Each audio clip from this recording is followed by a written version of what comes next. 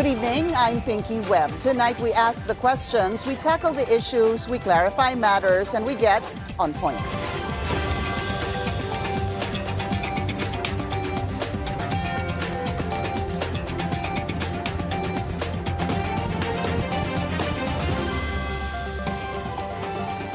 BONOAN out, Dizon in. Amid alleged corruption in flood control projects, the embattled Public Works Department gets a new leader. And just barely into the post, he is already shaking things up, ordering the courtesy resignations of officials within the agency. But how do you really clean up a mess like the flood control scandal? Let's get on point with the DPWH Secretary, the new DPWH Secretary Vince Dizon. Secretary, good to have you. Good evening. I have to get used to it, to DPWH Secretary Vince Dizon. Believe me, I'm not used to it, Pinky. Yeah, it's I'm only not been... used to it yet. How long has it been? 2 days, no? 2 days. About 48 hours. And only 6 months in the OTR. So yeah.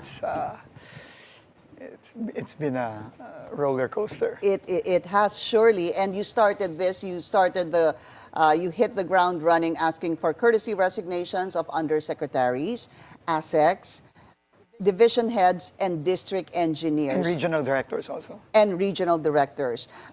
First of all, has anyone submitted their courtesy resignations? Yes, I think we have received some. We just did our formal turnover today. I just came from DPWH and I was with Secretary BONOAN, and some of the undersecretaries were there. Not all, because some were also called to the congressional hearing. Right. That was ongoing in the afternoon. So, I was actually watching the turnover ceremony. Yes. And then there was a part there that they asked some of the undersecretaries to have a picture taken with you and the outgoing Secretary BONOAN. And I was wondering, how were they feeling being beside you when you were asking for their courtesy resignation? You know, I think, in fairness to career government officials, I think they're pretty used to something like this, especially when there are new heads of agencies that come in. But I think asking for the courtesy resignations is really a way for the president to really make a statement to not just to DPWH, but really to the entire country that we're serious. No, because I asked the president about this right after the oath taking. I asked him what he thought about what I would do, and he said, we have to show the people we are serious, because he is very serious. And I think we've seen this since the sauna, where he spoke very emphatically about his frustration, his disgust over what he saw. And we saw it even more during his inspections of these flood control projects. Which you joined, in Bulacan? I joined one. In Bulacan? It was just by chance, because I was with him in the graduation of the Philippine Merchant Marine Academy in Zambales, and he asked me to tag along and look at the two Kalumpit projects in Barangay Bulusan and Frances. And I don't know, maybe you noticed, Pinky, but I think everyone noticed that as the inspections of the president proceeded, he was getting visibly more frustrated, and especially during the last few ones, the one in the Ghost Project in Baliwag and the inspections in Baguio, it was more than frustration. It was already anger that we saw from the president. So, in fact, he said angry. Yeah, he is very angry at all of this, and he just told me that you have to clean house. Okay, but the courtesy resignation, was that suggestion, did that come from the president, or was that something you thought of? We discussed it. We discussed it as a, all right. Just to show not only the DPWH but also the entire country that this is serious, and the president will not stand for it. Secretary, the question now is, how do you sift through who you retain, who you would oust, who you would trust, and who you do not trust? At the end of the day, that's a very difficult question. You're the newbie coming in such a big... Pinky, thousands. DPWH is one of the biggest agencies in government. maybe only next to DepEd yeah. and the others, and maybe DOTR. No? Pero tingin ko mas malaki ang DPWH. DOTR kasi marami siyang ahensya. Yes, ang Sumasama siya DOTR eh. kasi, and it's, I think, by no means is DOTR an easy agency to manage, but because it's it's quite decentralized. You have LTO, LTFRB, CAAP, PPA. DPWH is one big, giant, centralized agency. I think that is the challenge. But I think that's a very difficult question, and I will need help. This is why I've asked for help from former DPWH secretaries. I've already been in touch with Senator Mark Villar, former DPWH secretary during the previous administration, and fortunately, I'm quite close to former DPWH Secretary Ping De Jesus, Okay. who's a fellow Kapampangan, and I'm also close to former Secretary Babe Sigsons. In fact, I'm meeting them over the weekend. We're having breakfast. All three of you, No, or just only the two? only Secretary Ping and Secretary Babes, and then I'm meeting Secretary Villar sometime next week as well. So I think what I want to ask from them is, number one, who are the people who are still there that they feel can help in this massive wave of reform that the president wants to happen in DPWH? I think that's my question, because I truly believe that the vast majority of the people who are in DPWH are good people. They're good people, they're honest people, they're very competent people. But as in any organization, you always have bad eggs. But the key now is to find out who those people are, and how do we bring them in to take on more important roles. When you talk about the past... and replace the bad. When you talk about the past secretaries of the DPWH, the last being, of course, prior to Secretary BONOAN was... Secretary Villar, former Senator, Secretary. yeah, Senator now Mark Senator Villar. Villar, yes. Yeah, he quit the post because tumakbo ho siya, Opo, hindi ho ba? opo. What is the one thing you want to ask Senator Mark Villar about the DPWH? Well, first of all, I want to get his input on personnel, because I think that is the most critical part of this reform wave that that the president wants to happen. Because it all starts with the people. I mean, there is no way a project can be a ghost project without people from within the DPWH consenting to that and allowing that to happen. No way. Hindi mangyayari yun. Somebody's gotta sign the acceptance, somebody's gotta sign the voucher, somebody's gotta sign the check. If, for example, this project in Baliwan, in Bulacan, no, na talagang nakita na, wala. It was non-existent, no? Walang proyekto doon. Yung paulit-ulit ni Presidente, guni-guni lang, no? But the President showed receipts, meaning money was paid in full to these contractors. For ghost projects. No, yeah. for a project that does not exist. Yeah. So it starts with the personnel. And I think I will ask all the secretaries, who are the people that you can recommend to us that can take over these critical positions? District engineer, regional director, bureau heads. But that's the etc. question, sir. If the district engineer is possibly in cahoots with a regional director, who could also be in cahoots with somebody higher, how can you ask, let's say, someone like Senator Villar, Mark Villar, who to trust?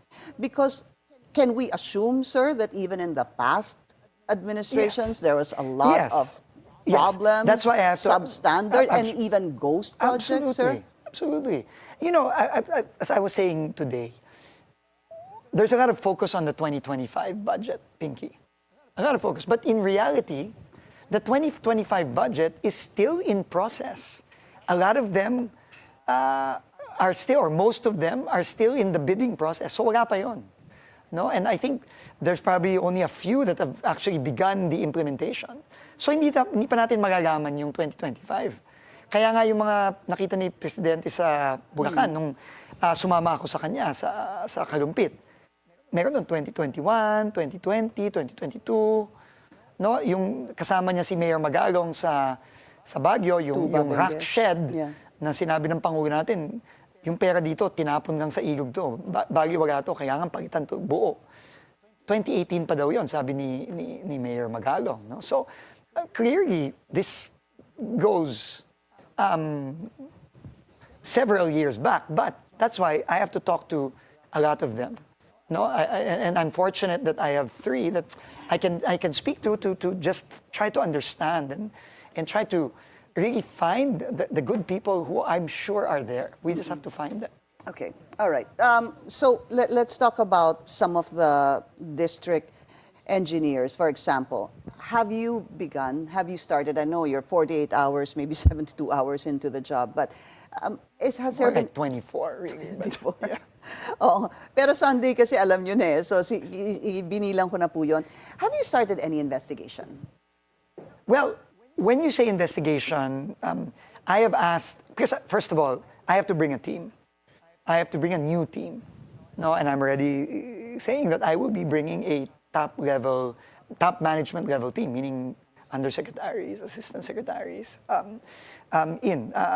But I have already asked some of them who I am going to be bringing in to already start looking at what we have seen already. I mean, first of all, there's a lot, and we're very thankful to Congress, the Senate and Congress, that a lot of the things that have been coming out. We obviously have some district engineers from Bulacan who have already appeared in the Senate Blue Ribbon Committee. We have contractors that have been called.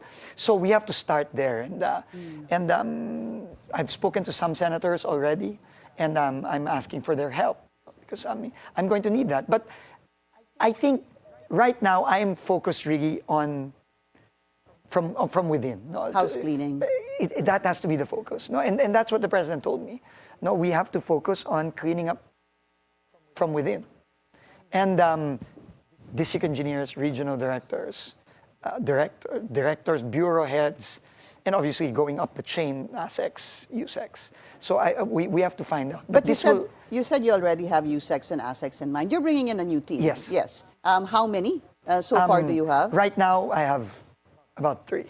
Three. That I've already convinced, and I will be, in the next few days, submitting them to the Office of the President for appointment, for Obviously, vetting and appointment. People that you trust. Yes. You're not going to name them. I'd rather not, Pinky. I'd rather not, but because obviously. But they're not coming from the DOTR. No. There is one. There's one. But not from DOTR Central, from somewhere else. I see. Okay. Yeah, but within the agency. Okay, so we'll wait for that. Fair enough. Yes. You have three so far, but to have a good team to house clean, how many do you think you need? More than three. Yeah. At least, I think maybe close to 10 people. I think key positions have to be filled. All right. And yes, and obviously I need to bring in consultants. This is it's a huge agency, as I said. But I really, unlike DOTR, which are mostly foreign assisted projects, because these are the big tickets, the subway, the NSCR, and a lot of PPPs. DPWH is mostly locally funded projects. By and large, it's local. And to be quite frank, I need help there.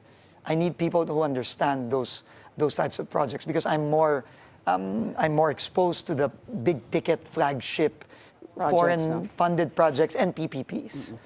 Yeah. I want to go back to what you were saying about house cleaning, and that some of the budget are still going to possibly be bidded out for 2025. Di ba? That's what you said a while ago. Yes.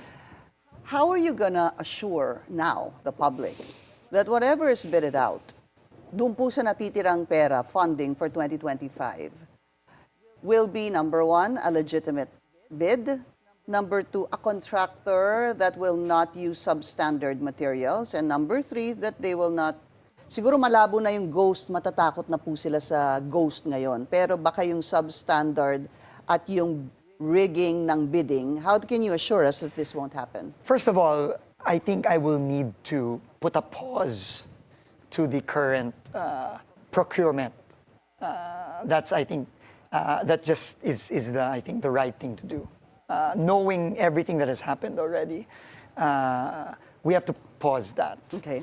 And we have to quickly, but we cannot pause it too long because these projects are, most of them are legitimate projects that need to be built. Okay. And we're already so far behind a lot of these projects that we have to do things quickly. So, but we need to pause it because I think we need to, first of all, I need to see what the rules of procurement are in DPWH. I need to look at the bids and awards committees that are there. Ilan ba sila? No, sino ba sila? That's very important. Very important. No, very important. Yung back. And ano yung proseso? No? Ano yung proseso nila dyan? No? Well, I have to find that out. So we have to pause, we have to review, and if we see something that we feel is not right, we have to revise those procedures. But you got to do it fast. But no? we have to do it fast because these projects, need building. They need to be built. Will you allow multiple contractors bidding for the same project that could be connected to one family? I'll name it. For example, sir, the PCIJ already came out with a report that there is about, the Discaya Link companies bagged about 31 billion Yes. pesos from 2022 to 2025. This is based on the Sumbong sa Pangulo Yes. website. And then that coming in second place is the Call Link companies bagging 15.7 billion pesos. Ito po yung sa Call Link company. So the question is, during the Senate investigation, napaamin po ng, I think Yes, it's I saw Senator Jinggoy, Yes. I think, napaamin po niya si Sara Discaya na multiple companies that they own Bidding for the same project. actually bid for the same project. Is that going to be allowed? No way. That's collusion. Pinky, that's not allowed under our laws. Hindi pwede yun. Yun ang moro-moro o biding-bidingan. Kasi sika-sika naglalaban, hindi totoong bidding yun, hindi ba? So that should never be allowed. How about a contractor who has a company that will bid and yung pong kapatid niya may ibang construction company, gusto din mag-bid? It's the same. At yung pinsan po nung papayagan yung It's ba the yun? same. No, hindi dapat. So up to what degree ang Well, we will ipagbabawal have to look ninyo? at the laws. No, we will have to look at the what is allowed, what is not allowed. Pero to me, lokohan yun eh. Lokohan yun eh. And it cannot be. Okay. And the problem is, and the president has said this. This has to end. Enough is enough. So that cannot be allowed. All right. And that's why we need to pause. The 15 companies that the president named who are touted to be the top 15 contractors in the website of the Sumbong sa Pangulo, have you looked into them, the top 15 at least for now, sir? Kasi ang dami naman Yes. po niyan talaga. We're starting to look already, and again, thankful for the Senate investigations and now the House investigations. We are getting, because that's public record. We're getting the information, we're getting the evidence, at least from what we see, and that points us hopefully in the right direction. Are you looking at blacklisting any of Yes. these 15? Well, again, I said it. No, in the first briefing I had yesterday. To me, if it's a ghost project, that is automatic. It's automatic, and that's, I think, what we're going to focus on in the next couple of weeks. Because I know I've gotten reports of anywhere between 50 to 70 What's of 50 to them. 70? Ghost projects. 50. To 50 to 50 to 70. 70. Okay. Yeah, and I have to find that out. We have to verify. We have to look. We have to see, and we have to, once we see it's a ghost. I don't think there's any need for an investigation for that. You were there in Bulacan with the president. Yes. There was a ghost project No, there. in those two that I was, it was Substandard. clearly substandard. That was, when the president, just used his hand and, the concrete Cemento. crumbled in his hands. No? So, but if it's ghost, hindi na yung pinag-usapan. Pero Ano na sino yun? yung nakikita niyong company now that is linked to a ghost project? Well, yung isa doon, yung pinuntahan ni Presidente, yung sa Baliwag, I forgot Was the it names. Wawaw, sir? Or- No, parang Sim S or something like that. I No? see. Okay. Yeah, but also we found out that they have also worked with Wawaw in other projects as well. So we have to verify if those projects are ghost projects or not. No? Okay. Kasi yung talaga tingin ko, ano na yun eh. kung sino man ang gumagawa nun, halang na ang bituka nun eh. Kasi, I mean, isipin mo, 100,000,000, yung iba bilyon, tapos wala, zero. All right. I mean, there's still a lot to discuss, sir, but we need to take a very short break. We'll continue our discussion with DPWH Secretary Vince Dizon when we return. Stay tuned. This is On Point.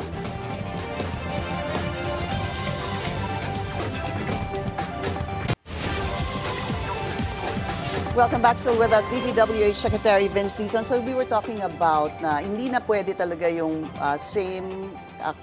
multiple companies of the same family bidding for a project. Ano po? What do you plan to do with this supposed 9 construction companies of the Discayas? What can be done, or how do you actually move forward now? I think right now our plan is really, number one, we've got to look at these projects, especially to the attention of the attention of the president through the isumbong mo sa Pangulo website. We have to look at that, and we have to, number one, check, are they ghost projects, are they substandard projects, and then based on that, then we move on to the next step, which is to hold people from within the DPWH account, and that's a district engineer, etc., going up, and find out. Kasi may trail naman yan eh. Diba? Sinong nag-approve, sinong nag-accept, sinong, makikita mo naman eh. Dapat makikita natin. Yun. So, I think that is our plan. And obviously, the contractors that did those projects. So, I think that is our plan, and we will gather all the information, and that's why we're very, very thankful and supportive of the President's wisdom to create the independent commission. Right. Because I think that provides a very credible way by which to not only ferret out the truth, but also to hold people to account. Yeah, you said you weren't you were not in favor with this House investigation. No, the internal investigation of DPWH. Yeah, that's one. Binawag niyo po yun, the task force, right? That's done. I mean, that is totally unacceptable. But the House, you're okay with that? The House and the Senate, I mean, that is their mandate. That is their mandate for in aid of legislation. And to oversight. Of oversight. Yeah. So, I mean, and in fact, I'm quite thankful because at least lumagabas yung impormasyon. Okay. Makakatulong po yun. Hindi lang po sa DPWH, kundi pati dito sa itatayong independent commission. Who would be, I know this is up to the President, no? But is it true, would you be able to say that possibly Mayor Benji Magalang will be part of that commission? Parang meron pong statement ngayon, si Mayor Magalang, I don't know, no? I haven't seen the news that either inoffer siya or pinag-iisipan niya, I don't know. But, I mean, I don't know, to be quite honest. I don't know who.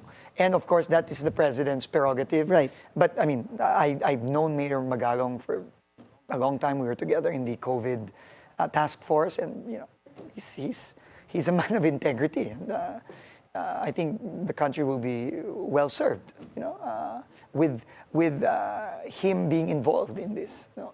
But that is up to the President. Yeah.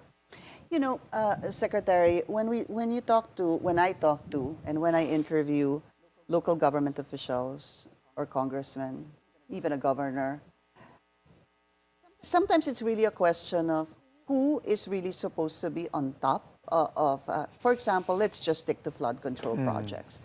A congressman lobbies with DPWH for a flood control project in their area.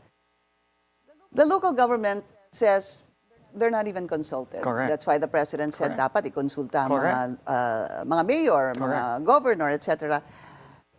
Ano ho ba talaga yung track na pinupuntahan nito? Paano ho ba talaga? Is it just the DPWH, and then is it the DPWH that signs off on it completed, and then the COA looks into it? Wala ho ba talagang ang participation? Mukhang wala pong participation ng local government, to be quite honest. Because today I just got a message from the Vice Governor of Pampanga, actually suggesting the same thing that others have been suggesting, that local government units in the province should be involved.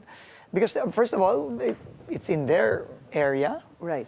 They have their own, as we know, provinces, cities, they have their own planning offices, which plan out all these infrastructure projects, flood control, roads, etc. No, so to me, it makes perfect sense.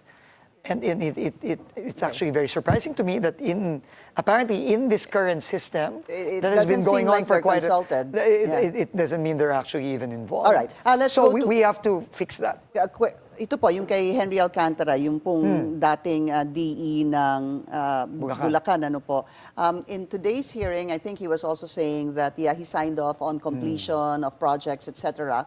Umami naman po siya. Pero I think, if I'm not mistaken, ang sabi din niya, hindi talaga nai-inspect because he actually trusts whoever forwarded the papers to him for his signature. And I can imagine, sir, from the district, pupunta yan sa regional, tapos magsa-sign off din.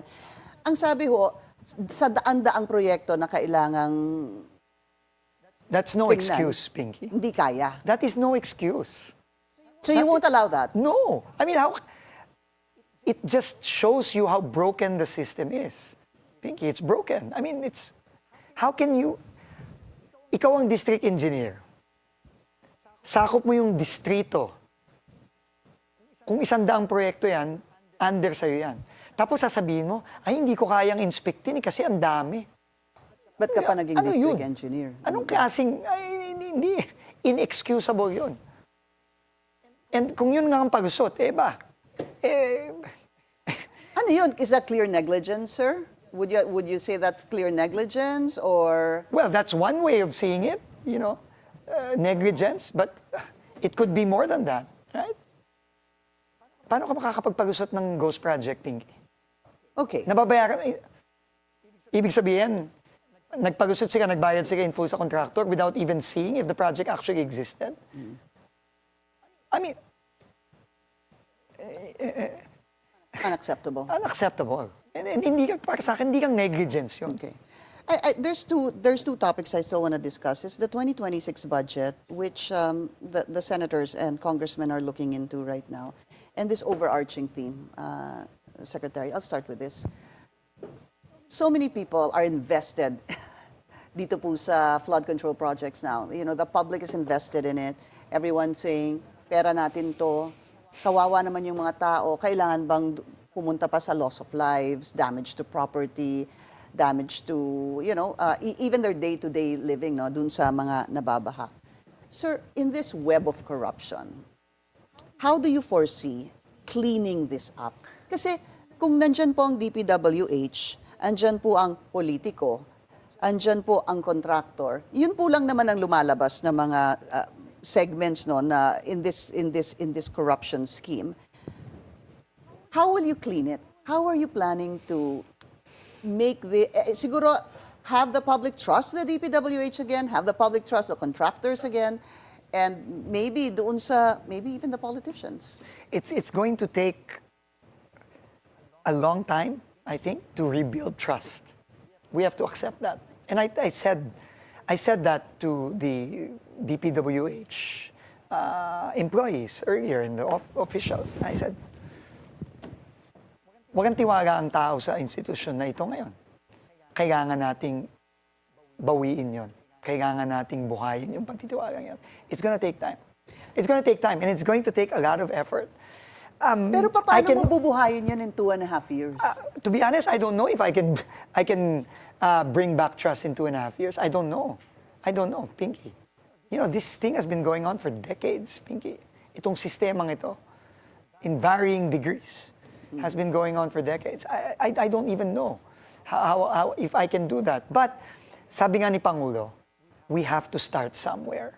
No, we have to start somewhere. And it's really about people. It's about the system, how it works. It's about putting in safeguards there. Hindi to madali. Walang magic bullet dito na milagro na all of a sudden okay na yan. It's going to take time. It's going to take a lot of time. And it'll probably also very important is the budget next year, sir. Yes. So there have Yes. been supposed red flag discoveries of some of the senators, rather, and even some congressmen. Sabi po ata ni Senator Ping, 50 billion in flood control projects that are identical allotments in the 2026 budget during their meeting with the DBCC. And you said that magkakaroon po ng erratum. What do you plan to do? Ibig sabihin, parang lumalabas, plain and simple, tila may problema na naman itong DPWH budget for 2026. That's what it appears. Hindi ka po tiga. Sige, aminin na natin, may problema. Okay. Nakita naman sa hearings. No? Ako, I have a very simple mind, Pinky. Simple lang. Kung ang project, parehong project pero dalawang entry, doble. Times 2, double project. O di, simple lang, o di tatanggalin mo yung isa. Diba? So babawasan mo yon. Ngayon, mayroon din ako narinig, sinabi ni, I don't know if it was Congressman Ronnie Puno or Congressman Marcy Chudoro, who said, meron daw silang nakitang 26 na completed projects na nandun pa rin at may pondo pa rin. In my simple mind, kung completed na, ba't nandun? Dapat tanggalin yun. Hindi ba? Completed na eh. Hindi ba? Unless partially completed, hindi ko alam. So, to me, I think we should not overcomplicate this. If it's a double entry and it's a project that needs to be built, then take out the other entry. And whatever the amount there, ibawas. Just quick question. Remember, please hold that thought, sir. Pwede ho kasi may isang proyekto na sabihin po natin, 1 kilometro yung proyektong yon. Kaya po hinati sa dalawa, it could be the first phase is the 500, and then the next phase is the half kilometer, and then the other half kilometer. So there could be 2 entries. I'm just thinking, sir, that could be a possibility. Posible, pero kailangan nga alamin natin. And this is all about the principle of transparency. Diba? So ibig sabihin nun, kung unclear, on its face, if you look at the line items of the budget, and it says X project in this area, and then it's the same entry with the same, that if you're saying it's phase 1 and phase 2, then it should say phase 1. It should say phase 2. It should say this road is from here to here, and this one is from here to here. Is it safe to say inaaral niyo na po yung budget ngayon? Hindi pa. I haven't even gotten a briefing yet. I see. So I have to prepare for the budget hearing on Friday. But to me, and I've worked in Congress kasi in the Senate, I understand the budget a little bit. But to me, we just have to keep things simple. If it's the same project, doble, tanggalin. Kung completed na at nandyan pa rin, bakit nandyan, tanggalin. You know, we actually are over time, but this needs to be asked, sir. Are you going to move for a unified master plan for flood mitigation projects for the whole country? Why? Because Secretary BONOAN said, wala po tayong unified master plan. Secretary Babes was saying that way back during the Pinoy administration, they actually had a master plan. The problem was it was not implemented. I don't know if he said that or I read it in the opinion of the Inquirer, yung billions down the drain, something that was very interesting for me. How important is it, sir, to have a unified master plan? And is this something you will do while you are Secretary of the DPWH? Not having a master plan for anything, even just a house, is a recipe for disaster. Okay? Because if you don't have a plan, what you're gonna do is pachi-pachi ka. Dito ka, dito, tapos hindi sila nag-uusap. Kamukha yun, yung hindi kinakausap ang local government, hindi kinakausap ang probinsya. Paano kung may ginagawa yung probinsya doon? Tapos may ginagawa din DPWH. Ano yung papatong-patong mo? Yeah. It doesn't make sense. There needs to be a master plan. Are you willing to look into that master plan by the Pinoy administration, supposedly that they finished, sir? In fact, that's going to be one of my items to discuss with Sec Babes this weekend when I see him. And we need it. We need it. It's not easy to make one up, Pinky. It takes time. I'm sure. It takes time, but we need it. DPWH Secretary Vince Dizon, sir, we wish you luck. Thank you very much. It's a big challenge. This is probably the biggest challenge. Yes, absolutely. Have yet to I thought face. it was DOTR. Meron pa po pala. Maraming salamat po and good luck. Thank you. That's On Point. Join us again tomorrow, 7:30 p.m. here on BNC, the Billionario News Channel. I'm Pinky Webb. Thank you for watching.